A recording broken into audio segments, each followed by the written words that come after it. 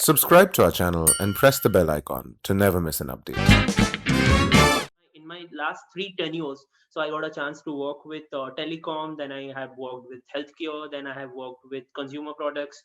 I have worked in Milan. I got an opportunity to work with oil and gas sectors, and today, before some months when I joined back EY in India, I was put into financial services. That's the best thing about consulting. You know, you get an exposure to work on cross sectors.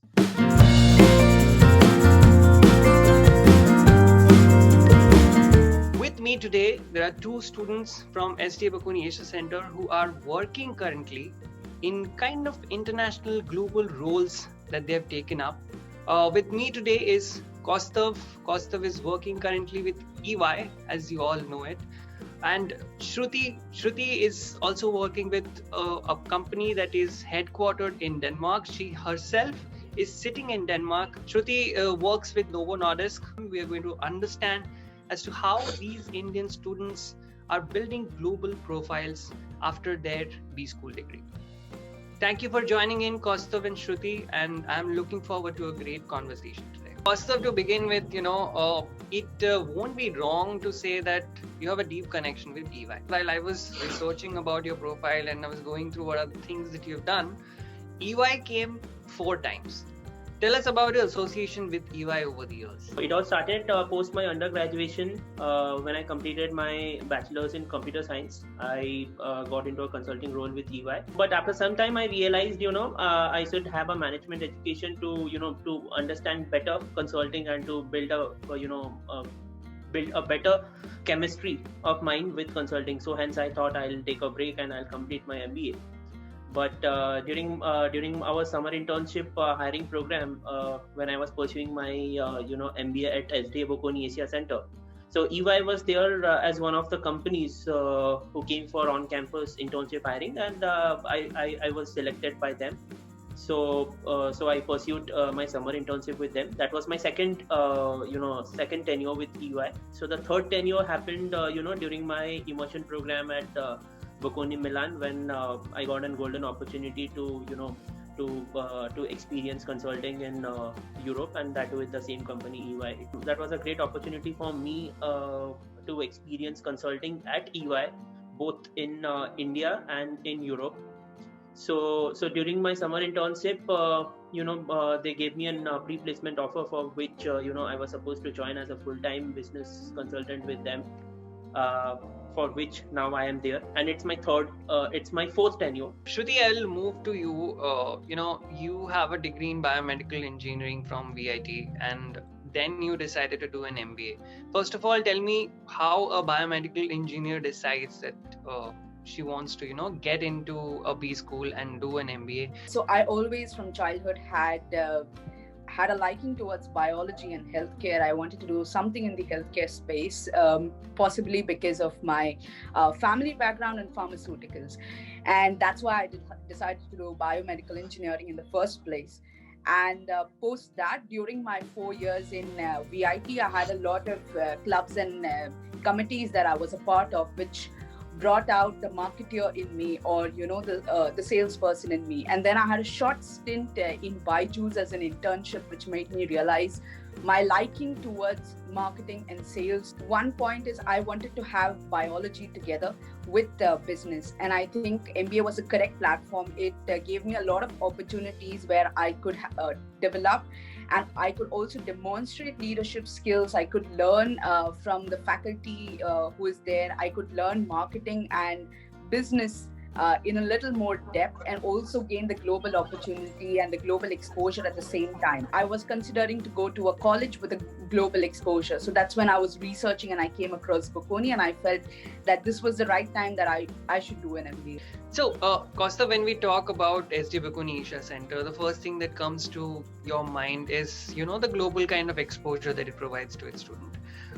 In the International Master Business Program, what are some of the things that provides you that much talked about international exposure? Is it just the Milan semester, or there is more to it that you experienced in the 2 years that you've spent? We can also look at the international faculties, those who come down from Italy. Not only Italy, in Bocconi, the faculties are not only from Italy, but across the world. So we got an opportunity to get ourselves aligned with their style of their methodology of case solving. Then of course in India also we do have a exchange semester in which people from other the students from other universities do visit Mumbai, and they get a chance to interact with us, and we get a chance to interact with them. And one more thing I would like to highlight here is the corporate exposure that the Bocconi gives. Specifically, we have a lot of guest lectures that happens, and of course I was a part of the corporate relation team and the placement committee.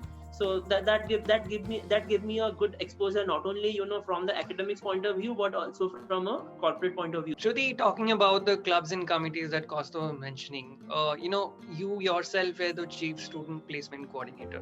What were you responsible for, and what was the kind of exposure that you got from that role? I always wanted to be in a place where there is high responsibility, and also I wanted to do something for the school, and that's why I applied for the school in the first place, because it's a booming school, and I wanted to do a lot for it. I think the qualities that was needed to become a chief placement coordinator was one, that you needed to be selfless, and you needed to always think for the greater good. And also, apart from that, they wanted someone who's very ambitious, who can handle multiple things at the same time. I also had the chance to launch 3 different initiatives in Bocconi. So be it the HALT Prize, which is a global scale competition, also Toastmasters International, which is also an international club for public speaking. And I also launched another small initiative for learning and development for the students. So I think all these 3 things also helped the other people see their trust in me, and also go through this journey. From there on, when you get into a B school, the first hurdle that come your way in terms of being a placement coordinator is the summer placement, right? In your summer placement, you cracked another Italian brand, which is Ferrero, and you worked there. What was the kind of experience that you have gathered there? I read a lot about Ferrero before it came to campus, and one thing that really intrigued me was that it was an FMCG space. I really wanted to go in an FMCG space, and also it being an Italian firm also gives a global exposure. So I saw this as a first step towards my global journey, even before the Milan semester, and that was really, really great. Mentorship learnings combined with the cultural learnings and the marketing learnings, I think that gave me a good summer internship to look back at. Shruti, tell us a little bit about what Novo Nordisk is. What is the kind of work that you do there? And right now you are sitting in Denmark. It's their headquarters there. What are the kind of differences that you have seen also working in India and in Denmark right now? And what are the kind of future possibilities from here that you're going to explore? Currently, I'm in my second stint. So this program has 3 stints. The first stint is in your home country, where you do specialize in one area.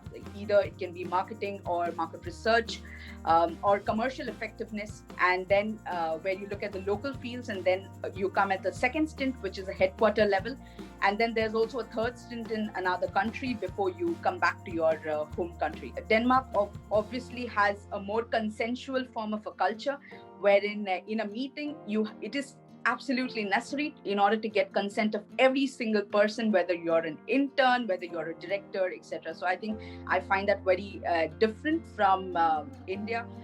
And also the international exposure that you get, because you have colleagues from around the globe at the headquarters. And also headquarters is more at a helicopter level, strategic point of thinking, rather than a local point of thinking in India, wherein you look at daily firefighting, daily challenges that you come across. Costa, I'll move to you now. You're working with EY now in Bombay. What are the kind of, things that you are learning on a daily basis, and how different this Costa is from the one that joined EY right after the engineering college? So the biggest change I have seen is the transformation in my role, in which I was before my MBA, and now I am post my MBA. I'm in a consulting role, and that too predominantly looking at the insurance sectors, the financial services. So that's the best thing about consulting and EY is I got a chance in my last 3 tenures. So I got a chance to work with telecom, then I have worked with healthcare, then I have worked with consumer products. I have worked in Milan. I got an opportunity to work with oil and gas sectors, and today, before some months when I joined back EY in India, I was put into financial services, and that too focusing on insurances. So that's the best thing about consulting. You get an exposure to work on cross sectors.